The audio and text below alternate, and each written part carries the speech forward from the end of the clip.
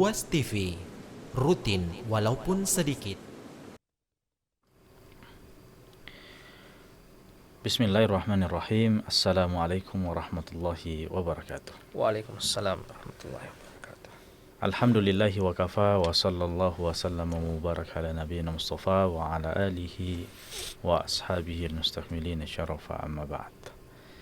Pemirsa Ruas TV yang sama dimuliakan oleh Allah Azza wa Jal, alhamdulillah kembali pada kesempatan yang berbahagia ini kami bersamai Anda dalam segmen sirah sahabat radhiyallahu taala anhum ajma'in. Kita sama-sama mempelajari kisah-kisah atau sirah daripada generasi yang terbaik daripada umat ini, generasi yang ridho terhadap Allah Subhanahu wa taala, dan Allah Subhanahu wa taala juga meridhai mereka, radhiyallahu anhum wa radwan. Pemirsa Ruas TV yang sama dimuliakan oleh Allah Azza wa Jal, insyaallah pada kesempatan yang berbahagia ini membersamai kita Al-Ustaz Haji Marzuki Umar LCMH CDAI. Kita sapa beliau terlebih dahulu. Gimana Ustaz kabarnya? Alhamdulillah, khair. Antum gimana kabar Ustaz? Alhamdulillah, masyaallah. Pemirsa Ruas TV yang sama dimuliakan oleh Allah Azza wa Jal, insyaallah pada kesempatan yang berbahagia ini kita akan mempelajari sirah daripada sosok seorang sahabat Abu Dzar Al-Ghifari, Jundub ibn Junadah, di mana beliau ini adalah seorang sosok sahabat yang kita bisa mengambil banyak pelajaran darinya. Beliau adalah orang yang pemberani, orang yang zuhud, terkenal dengan tidak takut kepada siapapun kecuali kepada Allah Subhanahu wa taala. Dan selebihnya kita langsung saja menyaksikan pelajaran-pelajaran dari Al-Ustaz. Kepada Ustaz kami persilakan. Syukran Ustaz Ayyub. Bismillahirrahmanirrahim. Alhamdulillahi rabbil alamin. Nahmaduhu wa nasta'inuhu wa nastaghfiruh. Wa na'udzu billahi min syururi anfusina wa min sayyiati a'malina. Man yahdihillahu fala mudhillalah wa man yudlil fala hadiyalah.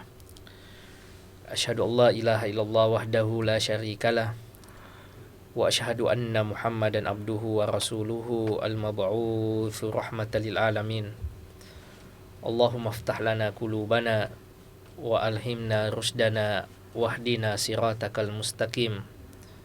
Inna nas'aluka ilman nafi'an wa imanan thabitan wa yaqinan rasikhan wa qalban khashi'an wa lisanan dzakiran wa rizqan halalan thayyiban wa amalan salihan mutaqabbala. Pemirsa Ruas TV yang dimuliakan Allah Subhanahu wa taala, kembali senantiasa kita memperbaharui syukur kita kepada Allah Subhanahu wa taala, juga senantiasa mengirimkan sholawat dan taslim kita kepada Rasulullah sallallahu alaihi wasallam. Pada kesempatan yang mulia ini Allah memberikan taufik kepada kita semua untuk memanfaatkan segala bentuk kemudahan dan sarana yang Allah Subhanahu wa taala karuniakan untuk kita semua dengan channel yang kita cintai ini, Ruas TV. Pada kesempatan kali ini kembali kita akan melanjutkan pembahasan tentang manaqib, kemuliaan, keistimewaan orang-orang di sekitar Rasulullah sallallahu alaihi wasallam, sahabat-sahabat mulia yang menyertai dakwah beliau. Dan sebagaimana pembahasan kita sebelumnya, bahwa Rasulullah sallallahu alaihi wasallam didampingi oleh orang-orang pilihan. Bukanlah sesuatu yang kebetulan mereka menjadi sahabat Rasulullah sallallahu alaihi wasallam, tetapi Allah yang memilih mereka, Allah yang mengetahui kualitas hati mereka, dan Allah yang mengetahui kualitas iman mereka, sehingga mereka yang terpilih mendampingi Rasulullah sallallahu alaihi wasallam.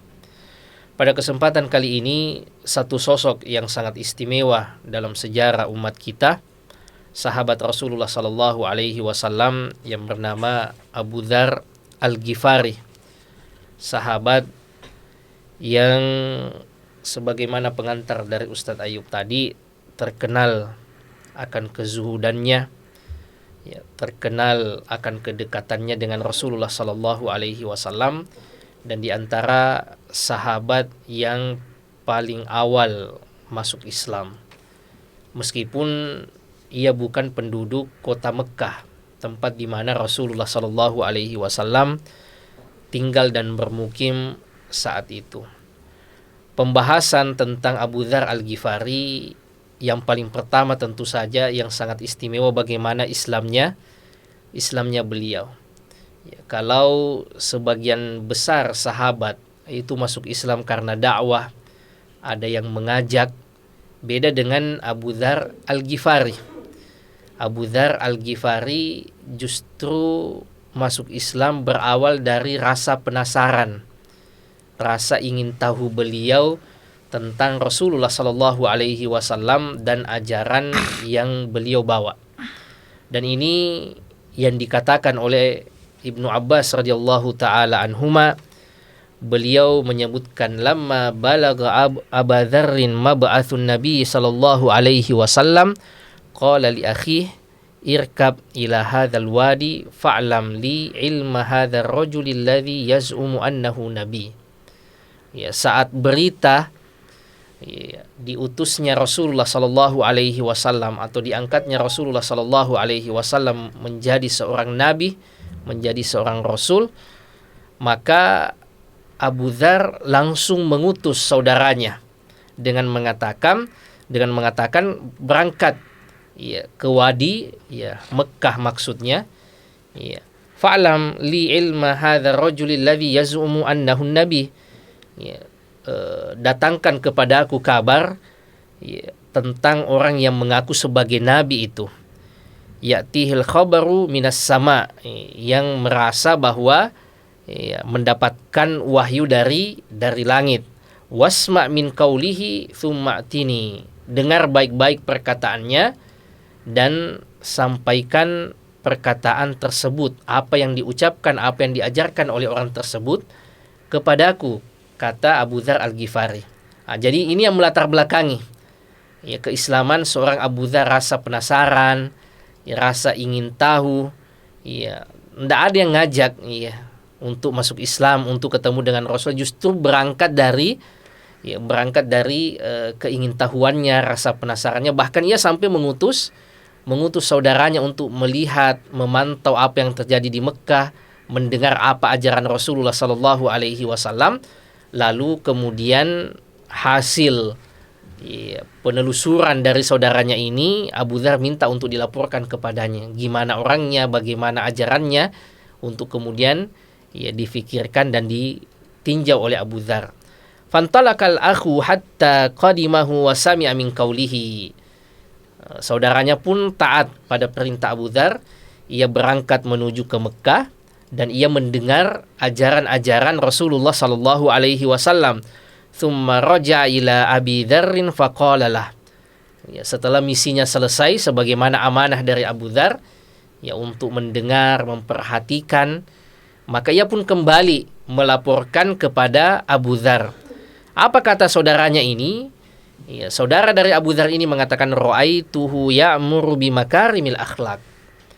Saya melihat dan saya mendapati bahwa yang mengaku sebagai nabi itu mendakwahkan, mengajarkan akhlak-akhlak yang terpuji, perilaku-perilaku yang terpuji. Berbeda dengan apa yang selama ini dilakukan oleh orang-orang jahiliyah, mengganggu tetangga, kemudian memutus tali silaturahmi. Justru ajaran Rasulullah Sallallahu Alaihi Wasallam berkebalikan dari apa yang selama ini ada di masa jahiliyah saat itu.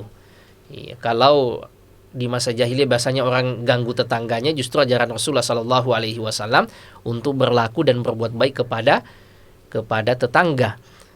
Kalau ajaran jahiliyah biasanya memutuskan tali silaturahmi, ya, tali silaturahim, justru ajaran Rasulullah Sallallahu Alaihi Wasallam sangat menekankan ya, ajaran silaturahim. Kalau di masa jahiliyah perempuan itu seakan-akan tidak memiliki kehormatan dan harga diri, justru dalam Islam ya perempuan itu dimuliakan. Maka ini laporan saudara dari Abu Dzar bahwa ajaran Nabi ini adalah makarimul akhlak, adalah perilaku-perilaku yang terpuji, terutama aspek sosialnya. Wa kalaman ma huwa bisy'ri, dan perkataannya ini indah tetapi bukan syair.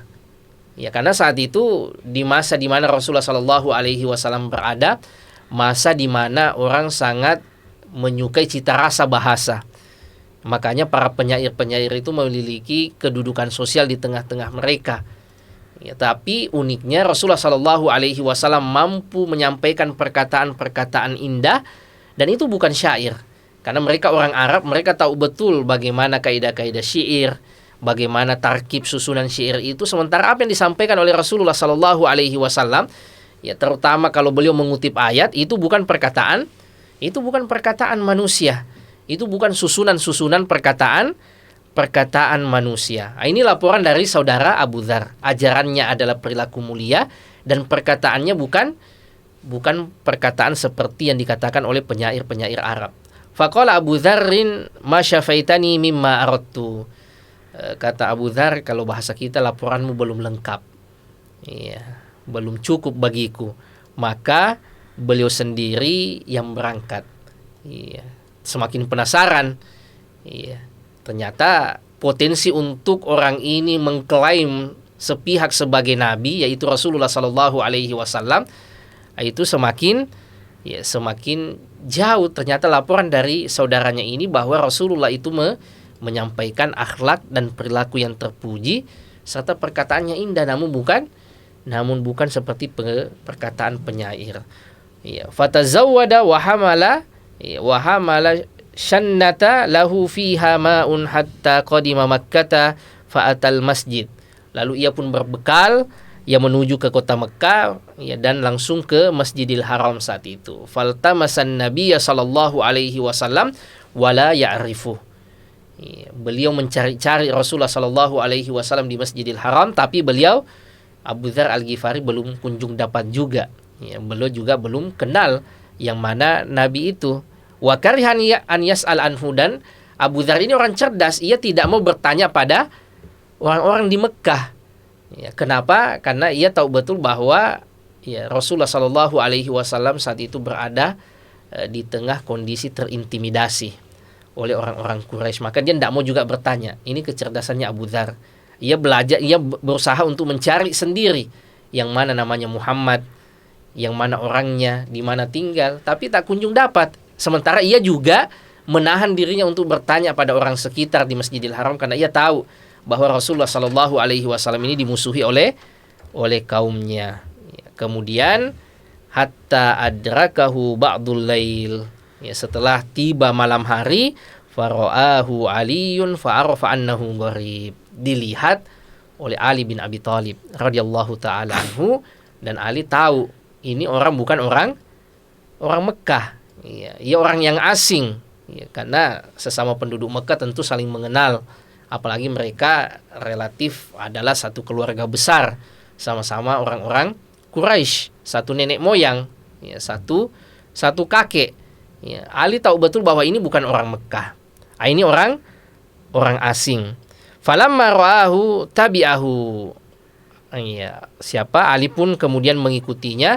Falam yas'al wahidum minhuma sahibahu an syai' hatta asbah. Ya, tiba subuh hari, pagi hari, tetapi ya, belum juga misinya ini selesai.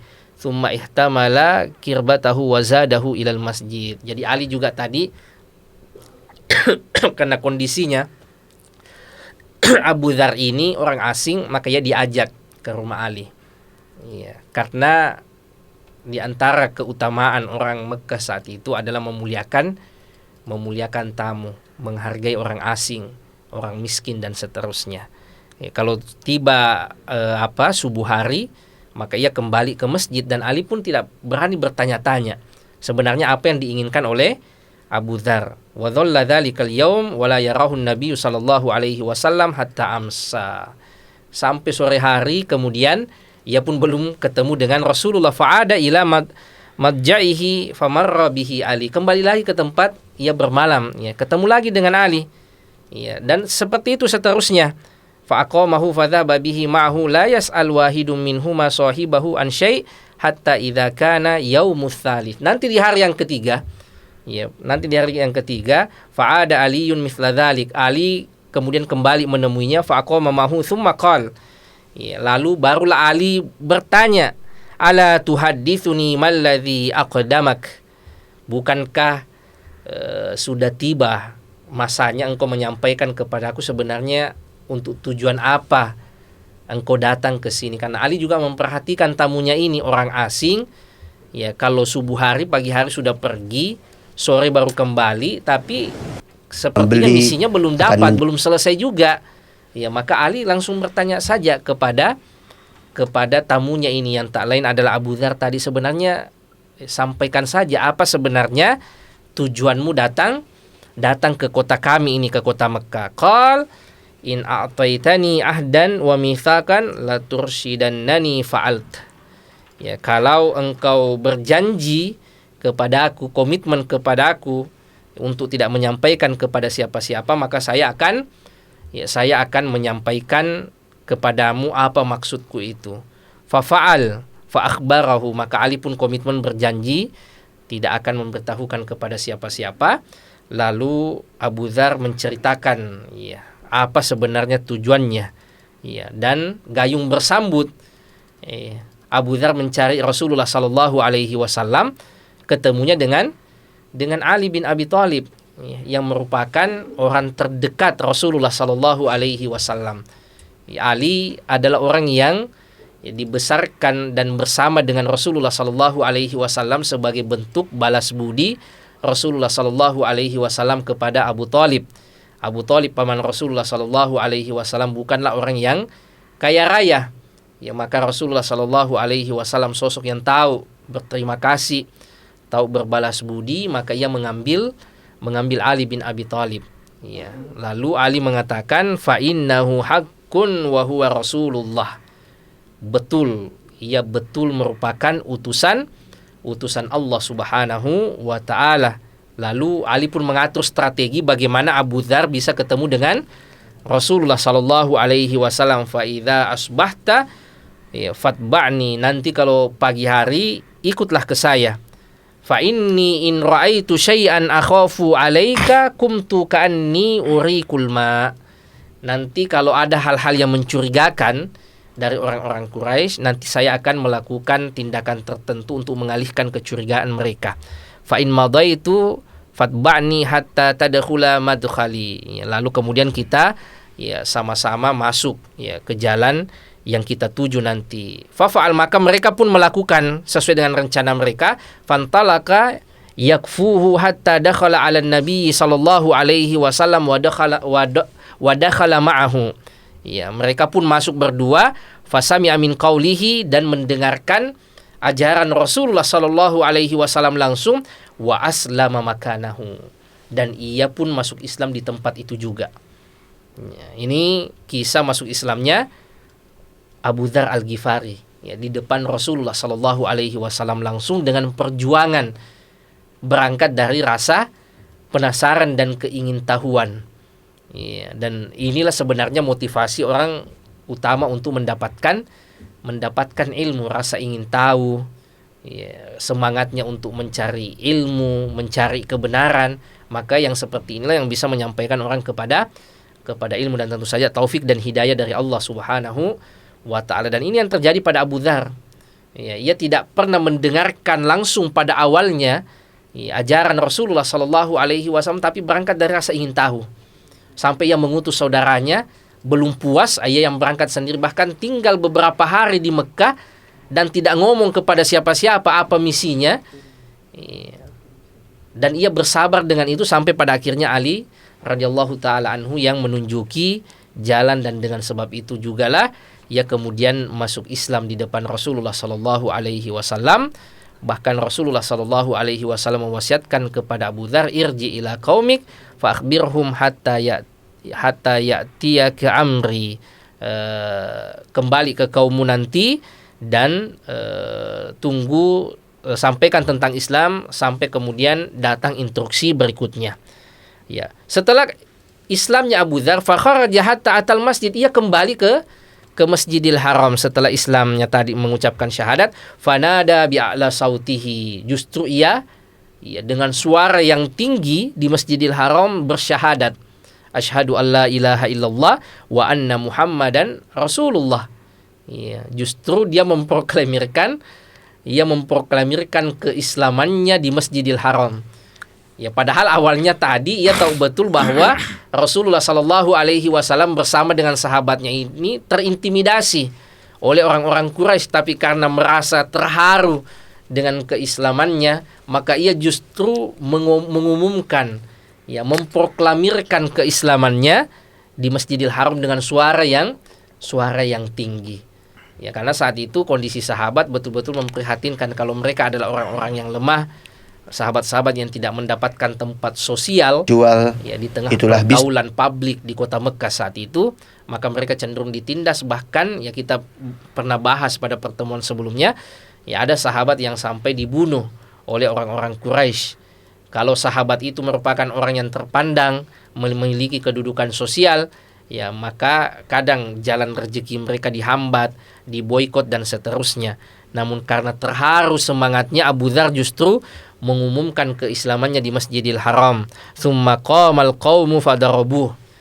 Maka Abu Dzar ini dipukuli oleh orang-orang Quraisy hatta adja'uhu, sampai kemudian Abu Dzar ini terbaring, terjatuh, dipukuli oleh orang-orang Quraisy. Wa atal Abbas fa akabba alaihi wa qala wailakum. Lalu datang paman Rasulullah sallallahu alaihi wasallam memperingatkan orang-orang Quraisy yang memukul Abu Dzar dengan mengatakan, alastum ta'lamuna annahu min Ghifar. Bukankah kalian tahu bahwa orang yang kalian pukuli ini adalah dari Bani Ghifar? Wa anna tariqati jarikum ila Syam. Dan Ghifar itu adalah tempat yang kalian lalui kalau akan pergi berdagang ke utara, ke Syam. Sementara Abu Dzar ini adalah orang terpandang yang lahir dari Bani Ghifar, tempat yang biasa dilalui oleh orang-orang Quraisy. Berani benar kalian, kata Abbas kalau bahasa kita, memukul orang ini padahal ia berasal dari Bani Ghifar, tempat yang biasa kalian lalui kalau pergi berdagang. Maksudnya apa? Jangan sampai sukunya juga membalas dendam. Kalau kalian pukul orangnya, pemudanya, maka bisa saja nanti perdagangan kalian bermasalah. Dan orang Mekah itu cari penghidupannya itu dari berdagang. Mereka tidak bercocok tanam seperti penduduk Madinah yang bisa berkebun kurma. Pencaharian mereka adalah hanya dengan berdagang. Kalau sampai bermasalah dengan kabilah-kabilah yang mereka lalui sepanjang jalur perdagangan mereka ini, mengancam kehidupan mereka, maka ini diingatkan oleh Abbas radhiyallahu taala anhu saat itu pada orang-orang Quraisy. Lalu fa'anqadhahu minhum, Abbas pun berhasil menyelamatkan Abu Dzar. Tsumma ada minal ghadi limithliha fadarabu. Tetapi Abu Dzar karena semangatnya, esok hari kembali lagi ke Masjidil Haram. Kembali lagi ia mengumumkan keislamannya dan tetap dipukul kembali. Watharu ilaihi fa'aqabbal Abbas alaihi. Maka Abbas juga tetap menolongnya, dan tetap memperingatkan orang-orang Quraisy kalau yang kalian pukul ini bukan orang sembarang. Ini menunjukkan jamaah sekalian bagaimana sosok Abu Dzar Al-Ghifari ini, bagaimana ia masuk Islam dengan keingintahuannya dan perjuangannya dan semangatnya, bahkan sampai ia mengumumkan keislamannya kepada penduduk kota Mekah yang ia sebenarnya tahu bahwa itu berkonsekuensi buruk bagi beliau, tapi beliau radhiyallahu taala anhu karena semangatnya, terharunya telah memeluk Islam, ia pun mengumumkan kepada penduduk kota Mekah. Adapun manaqib beliau radhiyallahu taala anhu itu sangat banyak. Yang pertama, annahu radhiyallahu taala anhu awwalu man hayya Rasulullah sallallahu alaihi wasallam bi tahiyatil Islam. Ia adalah orang yang pertama mengucapkan penghormatan Islam kepada Rasulullah sallallahu alaihi wasallam dengan mengucapkan salam. Ini dikatakan sendiri oleh Abu Dzar Al-Ghifari radhiyallahu taala anhu. Beliau mengatakan, wa jaa Rasulullah sallallahu alaihi wasallam hatta istalamal hajar. Suatu waktu Rasulullah sallallahu alaihi wasallam datang dan ia mengusap Hajar Aswad, wa tafa bil bait wa huwa wa sahibuhu, dan beliau tawaf mengelilingi Ka'bah bersama dengan sahibnya yaitu Abu Bakar radhiyallahu taala anhu. Tsumma shalla, kemudian Rasulullah sallallahu alaihi wasallam menunaikan salat. Falamma qada salatahu, lalu setelah Rasulullah sallallahu alaihi wasallam menyelesaikan salatnya, qala Abu Dzar. Abu Dzar langsung mengatakan, fakuntu ana awwala man hayyahu bi tahiyatil Islam. Sayalah yang pertama kali mengucapkan tahiyah, penghormatan yang ada dalam Islam. Fakultu assalamu alayka ya Rasulullah. Ini yang pertama kali mengucapkan salam kepada Rasulullah sallallahu alaihi wasallam. Lalu Rasulullah pun membalasnya, wa alaika wa rahmatullah, dan bagimu juga keselamatan dan rahmat Allah subhanahu wa ta'ala. Kemudian Rasulullah berkata, man ant, siapa engkau? Qultu min Ghifar, saya dari Ghifar, kata Abu Dzar Al-Ghifari. Yang kedua, pemirsa yang dimuliakan Allah subhanahu wa ta'ala, di antara keutamaan Abu Dzar Al-Ghifari, anna Nabiyya sallallahu alaihi wasallam athna alaih. Rasulullah sallallahu alaihi wasallam itu memuji Abu Dzar Al-Ghifari. Kalau kita saja pemirsa yang dimuliakan Allah subhanahu wa ta'ala dipuji oleh manusia, kadang dengan tabiat kemanusiaan yang kita miliki, merasa senang, merasa bangga dengan itu, maka bagaimana lagi kalau yang memuji kita adalah khairul khalqillah, makhluk terbaik yang Allah subhanahu wa ta'ala pernah ciptakan, Sayyiduna Muhammad sallallahu alaihi wasallam. Dan ini diantara keistimewaan Abu Dzar Al-Ghifari. Rasulullah sallallahu alaihi wasallam itu memujinya langsung. Rasulullah sallallahu alaihi wasallam mengatakan, ma adallati al-khadra wa la aqallati al-ghabra asdaqa min Abi Dzar. Tidak ada di bawah langit dan di atas tanah yang lebih jujur dari Abu Dzar. Nah, ini persaksian dan pujian dari Rasulullah sallallahu alaihi wasallam. Tidak ada yang lebih jujur di atas permukaan bumi ini dan di atas bawah langit ini yang lebih jujur dari Abu Dzar. Kemudian Rasulullah sallallahu alaihi wasallam juga mengatakan, man sarrahu an yanzura ila tawadu'i Isa bin Maryam falyanzur ila Abi Dzarrin. Siapa yang ingin melihat bagaimana tawadunya seorang Nabi Isa, kata Rasulullah sallallahu alaihi wasallam, hendaknya ia melihat Abu Dzar. Bagaimana tawadunya Abu Dzar itu mirip dengan tawadunya Nabiullah Isa alaihi salam. Karena diantara pribadi yang luar biasa dari Nabiullah Isa adalah tawadunya. Bagaimana beliau bersama dengan orang-orang lemah, orang-orang miskin, dengan kerendahan hati beliau. Maka Rasulullah sallallahu alaihi wasallam mengatakan, kalau ingin tahu bagaimana bentuk tawadunya Isa, itu maka lihatlah bagaimana Abu Dzar Al-Ghifari.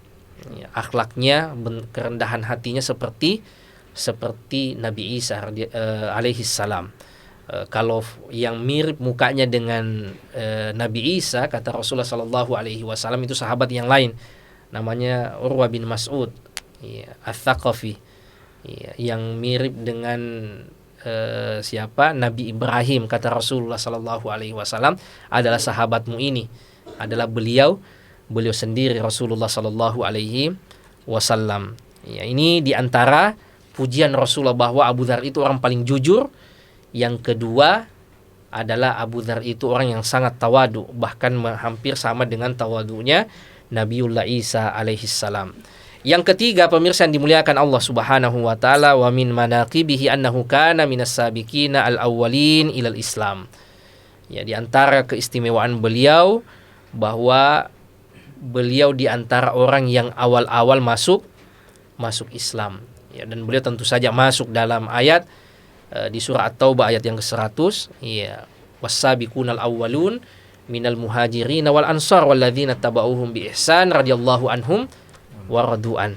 Ya, dan orang-orang yang awal-awal masuk Islam dari kalangan muhajirin dan ansar dan yang mengikuti mereka dengan baik, Allah ridho kepada mereka dan mereka pun ridho kepada Allah Subhanahu wa taala. Allah siapkan kepada mereka surga dan seterusnya ila akhir ayat. Ya, dan di antara keistimewaan sahabat ini, ya di antara yang awal-awal masuk Islam.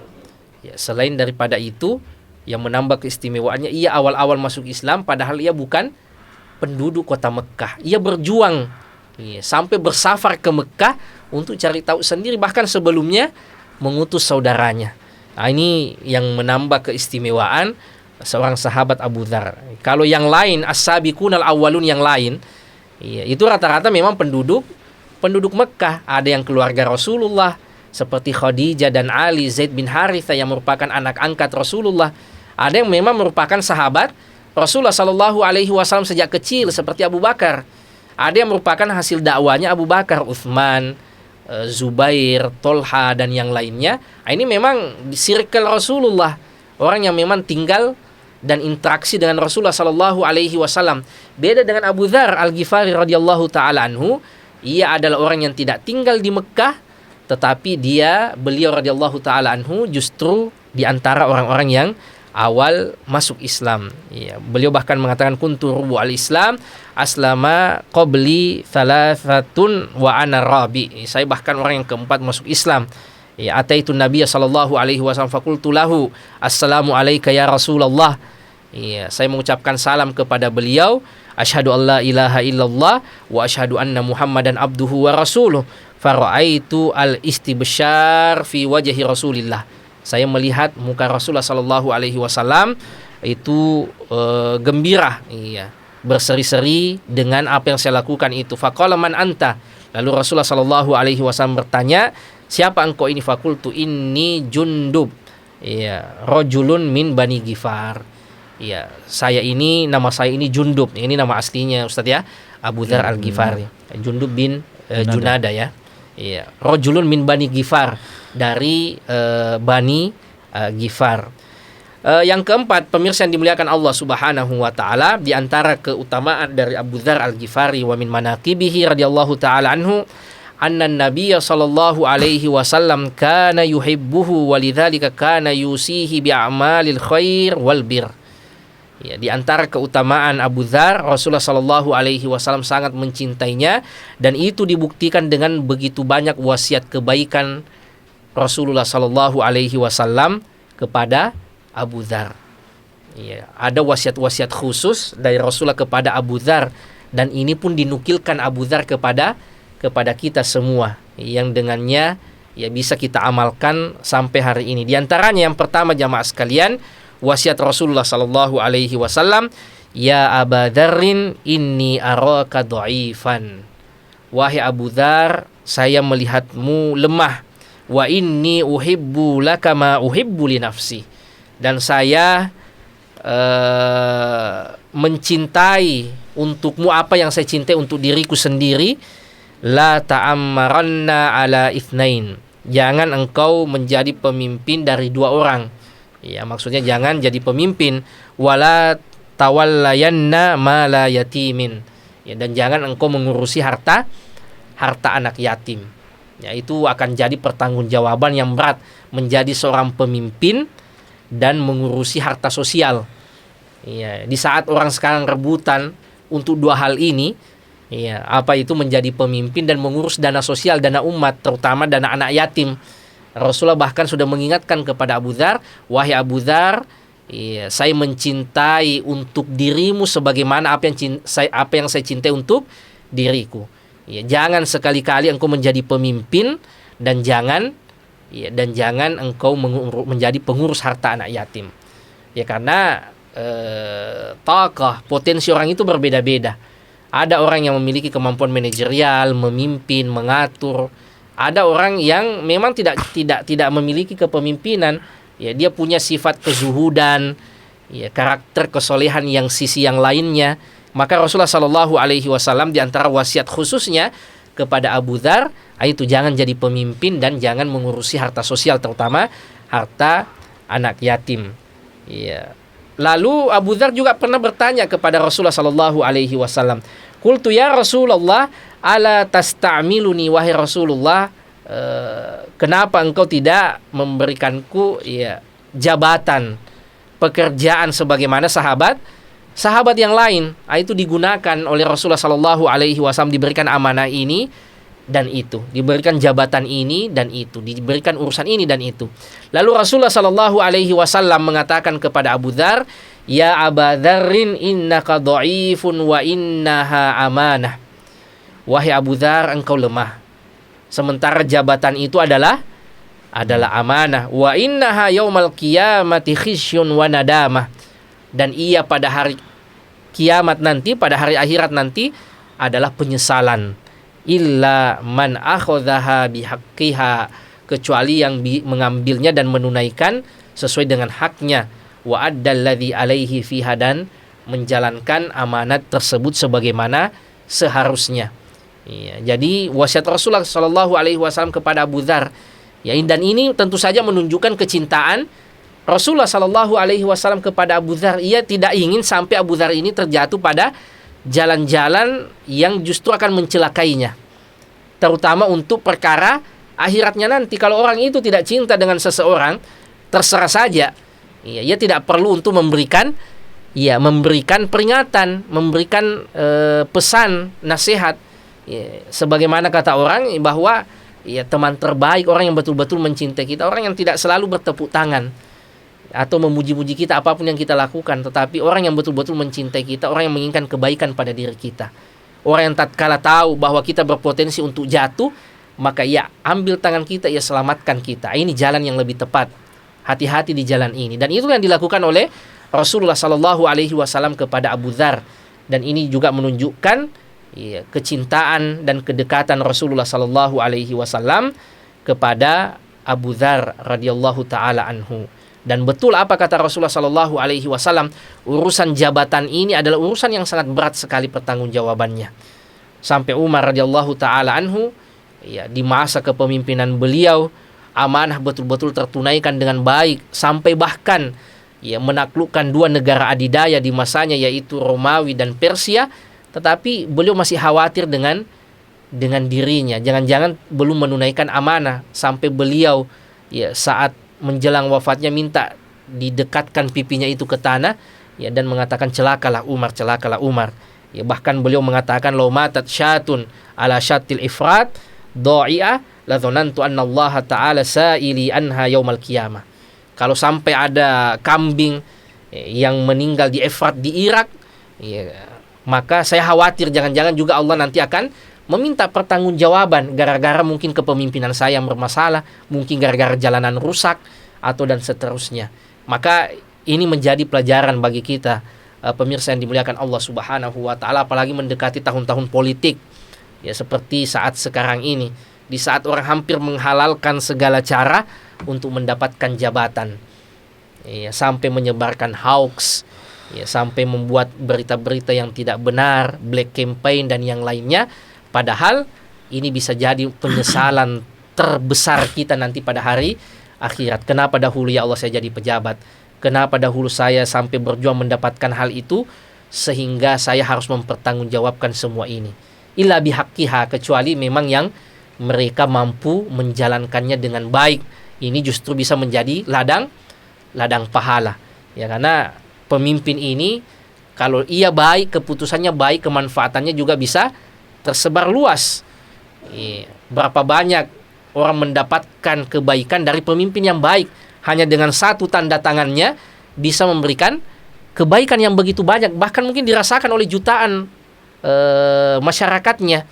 Dan itu tentu saja adalah amal dan pahala yang luar biasa. Tetapi sebaliknya, kapan ia zalim, kapan ia tidak amanah dengan jabatannya sampai implikasinya terhadap jutaan rakyatnya, maka itu juga dosanya mengerikan, pemirsa yang dimuliakan Allah Subhanahu wa taala. Makanya ini yang diperingatkan oleh Rasulullah Sallallahu Alaihi Wasallam kepada Abu Dzar, engkau lemah wahai Abu Dzar, sementara jabatan itu adalah amanah dan ia adalah nadamah, dia adalah penyesalan pada hari akhirat.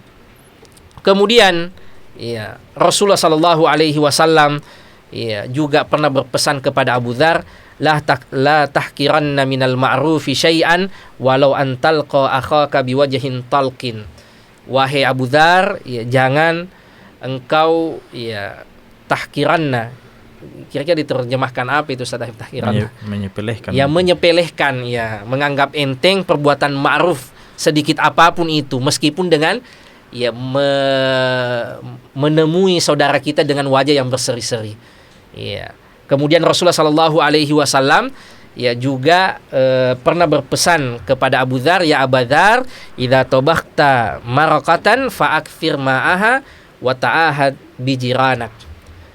Wahai Abu Dzar, kalau engkau masak di rumah, masak sayur, fa'akthir ma'aha, perbanyak kuahnya.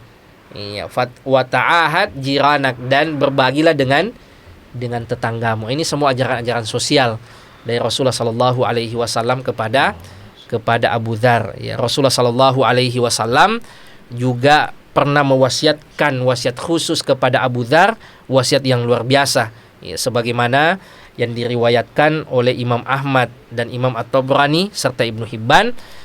Abu Dzar radhiyallahu taala anhu mengatakan, ausani khalili bisab'in. Kekasihku Rasulullah sallallahu alaihi wasallam itu berwasiat padaku tentang 7 hal. Yang pertama, bihubbil masakin wa an adanu wa minhum. Yang pertama kata Rasulullah kepada aku, yaitu mencintai orang miskin dan dekat dengan mereka. Nah, ini yang kadang kita lalaikan, pemirsa yang dimuliakan Allah Subhanahu wa taala. Senangnya orang itu bergaul dengan orang kaya. Senangnya orang itu bergaul dengan orang yang memiliki status sosial yang lebih baik. Padahal justru wasiat Rasulullah sallallahu alaihi wasallam adalah hubbul masakin, mencintai orang-orang miskin dan dekat dengan mereka. Seorang salaf pernah mengatakan, dahulu saya bergaul dengan orang-orang kaya, hati saya sempit. Setelah saya bergaul dengan orang-orang miskin, wong cilik kata orang, baru saya menemukan ketenangan dan kelapangan. Bergaul dengan orang-orang kaya cenderung membawa kita pada perspektif duniawi. Kita cenderung menilai dengan faktor-faktor duniawi. Tapi bergaul dengan orang miskin akan membuat kita banyak bersyukur, banyak bisa memberikan manfaat kepada sesama. Termasuk wasiat kedua dari Rasulullah, wa anzura ila man huwa asfalu minni wala anzur ila man huwa fauqi. Saya melihat pada orang yang berada di bawah saya dari sisi dunia, dan jangan sering-sering mendongakkan kepala melihat orang yang lebih di atas. Yang seperti itu membuat kita susah bersyukur. Selalu kita banding-bandingkan kehidupan dunia kita dengan orang yang nampaknya lebih baik daripada kita. Dia sudah dapat ini, dia sudah dapat itu, sudah beli ini, beli itu. Maka yang ada adalah pikiran negatif pada diri kita. Kok saya tidak dapat ini, kok saya berbeda dengan yang lainnya. Akhirnya kita semakin sempit perasaan kita, semakin susah untuk kita bersyukur. Padahal Rasulullah sallallahu alaihi wasallam justru mewasiatkan kepada Abu Dzar untuk justru melihat ke bawah. Dan inilah keajaiban kehidupan dunia, pemirsa yang dimuliakan Allah Subhanahu wa taala. Bagaimanapun besarnya masalah kita, sempitnya kehidupan kita, selalu saja ada yang kita dapati itu lebih susah hidupnya dari kita. Kita lewat di jalan, mungkin kita naik sepeda, ada orang yang jalan kaki. Kita naik motor, ada orang yang naik sepeda. Kita bawa mobil, ada orang yang naik jalan kaki, naik sepeda dan naik motor. Ada begitu banyak sebenarnya kesyukuran yang perlu kita lakukan. Sebagaimana kata Rasulullah sallallahu alaihi wasallam tadi kepada Abu Dzar. Kemudian kata Rasulullah sallallahu alaihi wasallam, wasiat beliau kepada Abu Dzar, wa an asila rahimi wa in jafani. Tetap menyambung tali silaturahmi pada kerabat meskipun mereka jafa, meskipun mereka tidak welcome, kering muamalahnya, tidak bagus muamalahnya kepada kita. Justru saat itulah silaturahim itu semakin dituntut. Meskipun mereka tidak terlalu baik pada kita, respect dari keluarga-keluarga kita, respon dari keluarga-keluarga kita tidak terlalu baik, maka justru saat itulah kita menyambung tali silaturahmi. Wa an uktsira min la haula wala quwata illa billah, dan memperbanyak ucapan la haula wala quwata illa billah. Wa an atakallama bi murril haq, ya, dan senantiasa mengucapkan perkataan yang hak.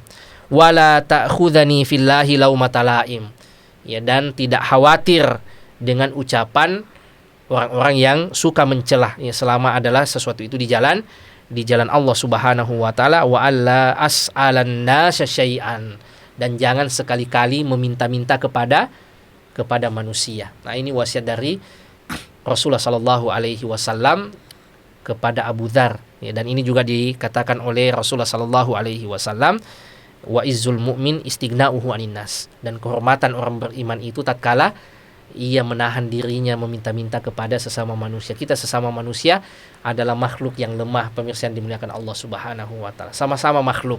Idza sa'alta fas'alillah, kalau engkau ingin meminta, mintalah kepada Allah Subhanahu wa taala, Al-Ghani, zat yang maha kaya. Masih banyak tentu saja keutamaan dari sahabat yang mulia ini, pemirsa yang dimuliakan Allah Subhanahu wa taala. Hirsuhu 'alal khair, semangatnya dalam mengumpulkan kebaikan dan pahala, kezuhudannya, sampai bagaimana wafatnya beliau memilih menarik diri dari konflik politik yang terjadi saat itu, ya, dan keinginan beliau untuk bersendiri bersama dengan keluarganya, tidak ingin terlibat dengan isu yang terjadi saat itu. Ini yang ada pada Abu Dzar, ia betul-betul menjalankan wasiat Rasulullah Sallallahu Alaihi Wasallam untuk tidak tamak dengan jabatan, ya, untuk menjaga diri dari dunia, dekat dengan orang miskin, ya, dan melihat senantiasa kepada orang yang di bawah, sehingga dengannya bisa lebih banyak bersyukur. Pemirsa yang dimuliakan Allah Subhanahu wa taala, inspirasi yang paling besar yang kita dapatkan dari Abu Dzar pada kesempatan kali ini, yang pertama adalah terus belajar, ya, rasa ingin tahu kita tentang agama Allah Subhanahu wa taala, karena ini untuk akhirat kita.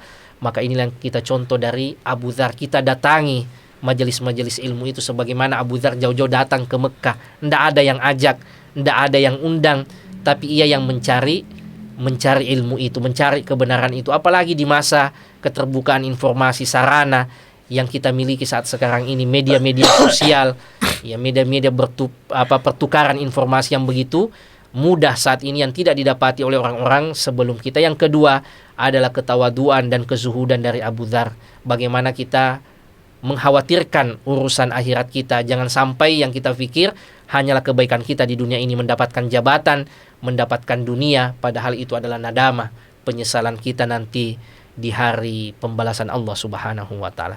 Saya kira ini mudah-mudahan ada manfaatnya. Wassallallahu ala nabiyina Muhammad wa ala alihi wa sahbihi wa sallim wa akhiru da'wana alhamdulillahi rabbil alamin. Saya kembalikan kepada Ustadz Ayub. Ya.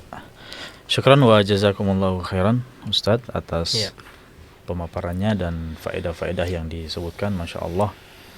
Ya, jadi memang layaklah kalau sosok Abu Dzar ini disebutkan oleh Al-Imam Adz-Dzahabi dalam kitabnya Syiarul A'lamin Nubala, kana ra'san fi zuhud. Jadi memang dialah ini pemimpinnya, ikonnya orang-orang kehuzudan, kemudian wasidq, kejujuran, wal ilm, kemudian keilmuan, wal amal, kemudian amalannya, qawalan bil haqq, ya, yang berani mengatakan yang kebenaran, kemudian la ta'khudhuhu fillahi laumata laim, dan tidak mau peduli dengan apa kata orang, ya, selama itu kebenaran beliau katakan. Nah, itulah sosok daripada Abu Dzar, ya, yang senantiasa berusaha dan mendapatkan petunjuk dari Allah Subhanahu wa taala sebagaimana dalam firman-Nya, walladzi jahadu fina lanahdiyannahum subulana. Ya, semoga pemirsa sekalian yang sama dimuliakan oleh Allah Azza wa Jalla, kita mengambil pelajaran dari sosok sahabat Abu Dzar Al-Ghifari radhiyallahu taala anhu, dan kita amalkan dalam kehidupan kita sehari-hari. Barakallahu fikum wa jazakumullahu khairan. Kami pamit undur diri. Wassallallahu ala nabiyina Muhammadin wa ala alihi washabihi wasallim. Walhamdulillahi rabbil alamin.